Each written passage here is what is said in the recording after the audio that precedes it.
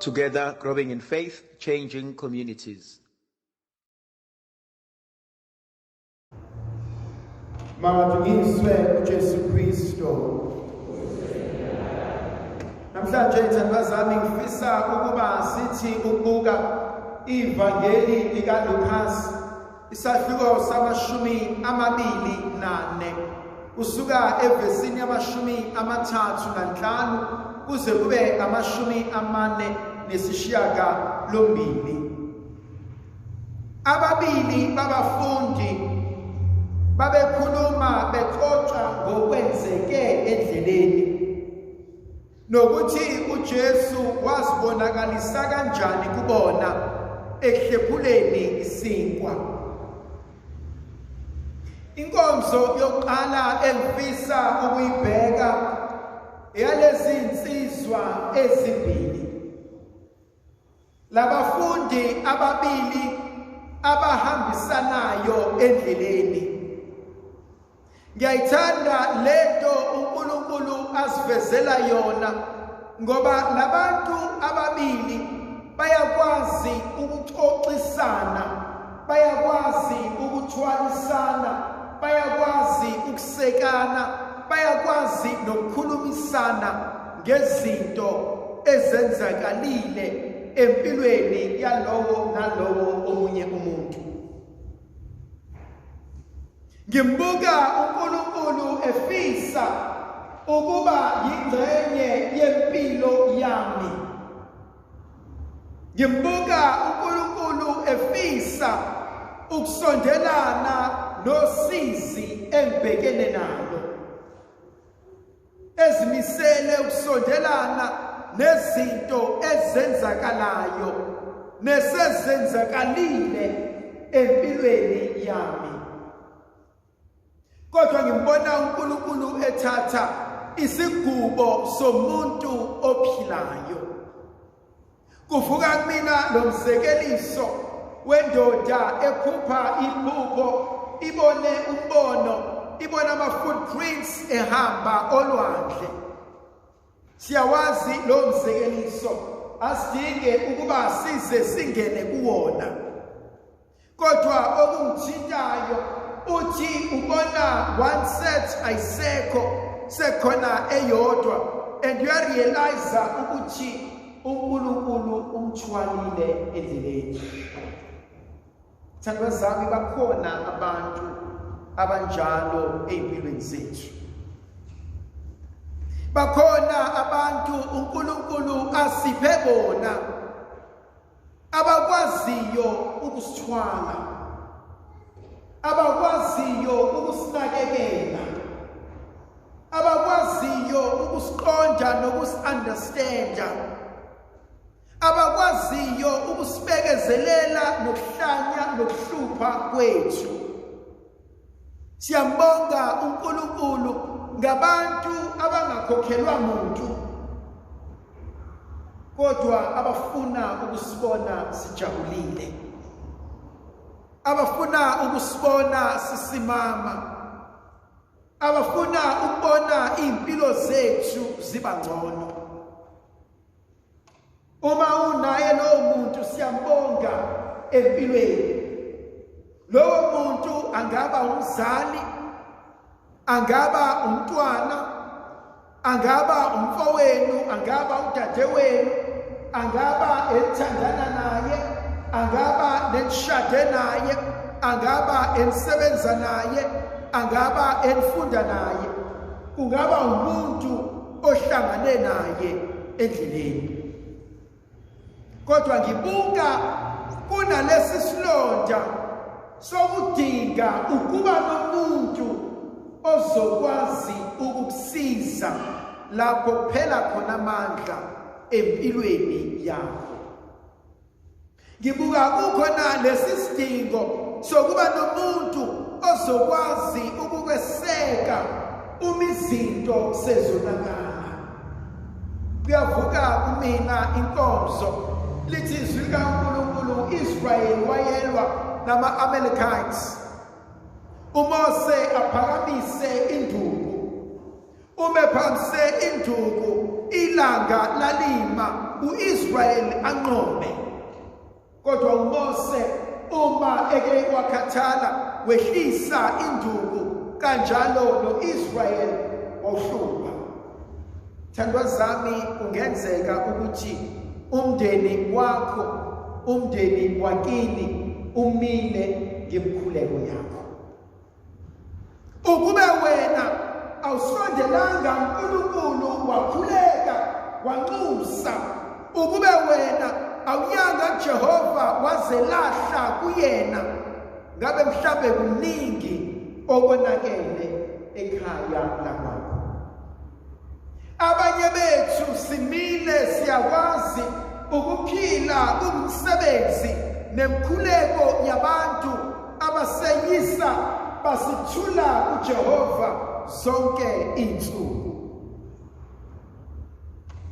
Uthi uMose besephelelwa ngamandla ebese ethi uNkulunkulu, biza umfowenu uAaron nomngane wakhe bakweseke ngapha nangapha. Nakanjalo lezi insizwa zihlalisa uMose phansi ebese ibamba izingalo zakhe ukuze akwazi ukuqhubeka nomsebenzi. Thandwa zami, empilweni siyabadinga abantu ukuthi masekuphela amandla bakwazi ukusikhulekisa. Okwesibili, kunenkonzo uJesu asinika yona, inkonzo yokubhodla. Uma umzali encelisa umntwana, ayikho into ebalekile njengokuthi umntwana meqeda uncela ubisi ebese umama athi umbrasha kancane la emhlane aze abhodle umntwana, ngoba inkonzo yakhe yokubhodla izokwazi ukumsiza ukuthi akwazi ukulala kahle, izokwazi ukumsiza ukuthi akwazi ukuba right empilweni. Nakanjalo empilweni zethu, bangaki kuthina bebeyidinga inkonzo yokubhodla. Abanye balimala besabancane, abanye balimala bekhula, abanye balinyazwa abantu abagudle esibelethweni sinye, abanye balinyazwa ngabazali babo. I never thought uma angangifisela okubi kanje. I never thought ubaba angangithengela abantu bafuna ukungibulala. Abanye balimale emshadweni, abanye bahuzuke endleleni. Thandwa zami, ngiyakholelwa ekutheni baningi abantu abalimele. Yabona amathuba ngesivula inhliziyo zabo bonke abantu abakuleli sonto. Ungakhohliswa ukuthi abantu are smiling, bayahleka. It doesn't mean everything is okay. Baningi abantu abathwele, baningi abantu abasosizini, baningi abantu abathi mabekhuluma ngosizi lwabo uzuzibuza ukuthi kodwa sibani isibindi sokuma nokuvuka embedeni usithathaphi. Khona abanye abangasiboni isidingo sokuvuka phansi, khona abanye abangasiboni isidingo sokuthi basukume bageze bahambe, azabuza omunye ukuthi ngizovuka ngigeze ngiyaphi ngoba ngisebenze, ngizovuka ngigeze ngiyaphi ngoba izinto azikho right, ngizoyelana esontweni ngiyokhuleka ngoba lo nkulunkulu engitshela ngaye akayizwe yami inkhuleko. Baningi abantu abalimele, baningi abantu onhliziyo zabo zaphukile. Unaye umuntu ozokusiza ukuthi ubhodle. Unaye umuntu onesikhathi nomnako ngempilo yakho. Umbuzo wesithathu ongithintayo uJesu uthi bona kungani inhliziyo zenu zidangele? Why are you so sad? Ukhathazwa yini? Kwenze njani? Umntaka Maria uyalwazi usizi lwakhe. lakho uyalibona. It's not as if uNkulunkulu akanendaba nawe. It's not as if uNkulunkulu unake osibanibani wakhohlwa wena. Kodwa uNkulunkulu othi inyembezi zakho seyifikile kimi. Wayethi ugogo wami mntanami inyembezi zethu ayiweli phansi ziwele entendeni esandla sikaThixo. Ngiyamazi njengoNkulunkulu ozesulayo izinyembezi. Ngiyamazi njengoNkulunkulu ongumondli wezintandane. Ngiyamazi njengoNkulunkulu ongumgcini wabafelokazi. Ngiyamazi njengoNkulunkulu ongumduduzi walabo abalahlekelwa abantwana babo. Why are you so sad? But umbuzo can go even bigger than that and deeper than that. Why am I so angry? Why emzini kababa uhlezi kunomsindo? Why njalo masikhuluma nobhuti sihlezi silwa? Why umntana mama engangifuni? Why ekhaya kungekho uswana? uJesu number 4 uxolo ngishiya wena. Uxolo lami ngimnikeza lona. Mhlambe ngimbuka umntaka Maria engathi bengathi kena Nkosi kuyaliwa enhlizweni yami. Ngicela ungiphe ukuthula. Ngicela ungiphe uxolo. Ngicela ungilaphe. Ngokwami mina ngiyazama ngiyehluleka. Kwesinye isikhathi ngiyayitshela ukuthi sengixolile kodwa phinda kwenze bese kuyavuka kakade ngikumuntu Nkosi ngiyehluleka. Nkosi yami ngibona kunzima ukuthi ngixole ngoba kade aqala ukuyenza lento. Kodwa uthi namhlanje uxolo lwami ngininikeza lona. Thandazami kunabanye bethu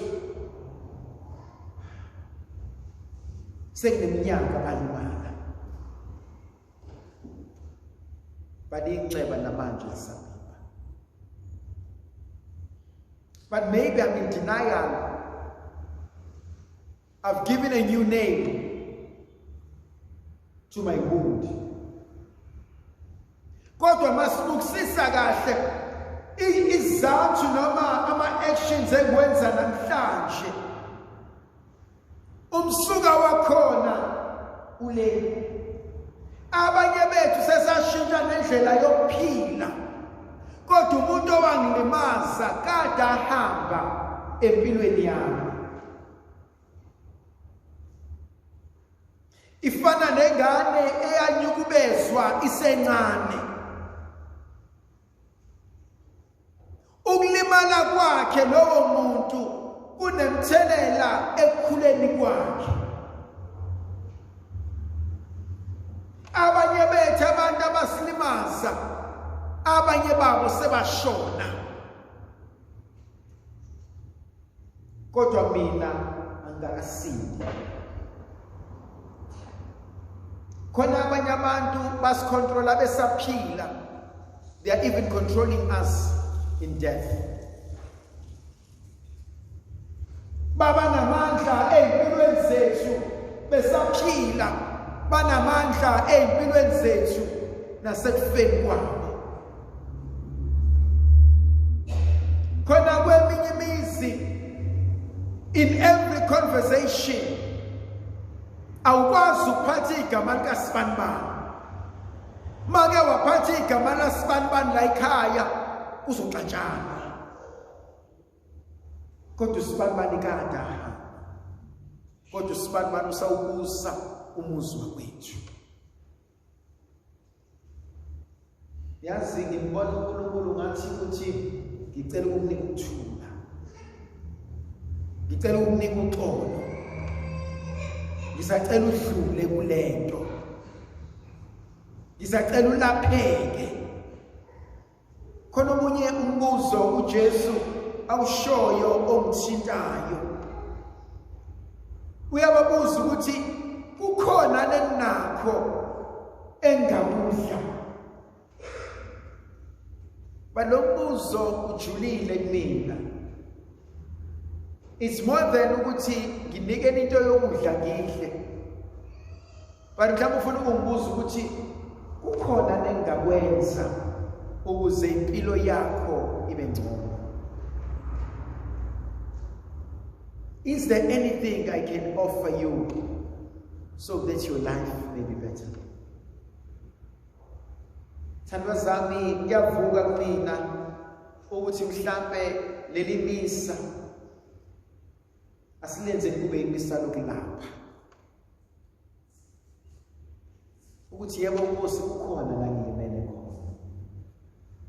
Khona umhlaba uthi yebo Nkosi ngiza kuwe. Ngizinekela kuwe ngidlala konke kwami. Uthi mangisizwe nguwe Nkosi. Have you ever reached a stage in your life where uthi sengikwenze konke ngokwazi nokuqonda nokuhlakanipha kodwa Nkosi ngihluleka. Nkosi ngidinga amandla akho. Have you ever reached a stage where you say sengikhathele ucikeka, ngikhathele ukuthukuthela, Nkosi ngikhathele ukulwa, Nkosi ngikhathele umsindo? Khona abanye abalwa ngezingane. Ngizombamba uSibanibani. Ngizombamba einganeni ngiyazi uyayithanda lezi zingane. Megafuna ukuthi ngizonqaba. Khona abanye abalwa ngeauthority. Ukuthi ungaganga ugange wenze noma ikuphi okuthandayo kodwa ekugcineni uzoza kumina uzocela.